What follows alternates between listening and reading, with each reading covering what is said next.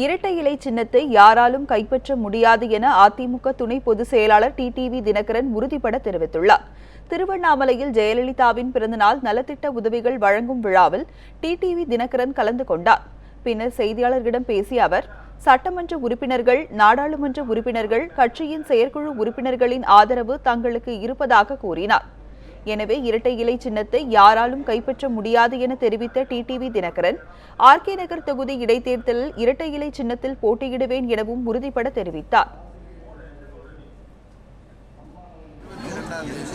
அதற்கான ஹியரிங் போட்டிருக்கிறார்கள். அதில் நாங்கள் நிச்சயம் வெற்றி பெற்றோம்.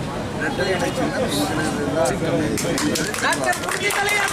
10-15 பேர் ஒரு குழுவாக சென்று ஒரு மனு தாக்கல் செய்திருக்கின்ற பொழுது அது தேர்தல் இல்லாத நேரம் என்றால் அதை தேர்தல் கமிஷன் எப்பொழுது வென்றாலும் எடுத்துக்கொள்ளலாம். இடைத்தேர்தல் இருக்கின்ற காரணத்தினால் அவர்கள் அந்த விசாரணை காத்திருக்கிறது.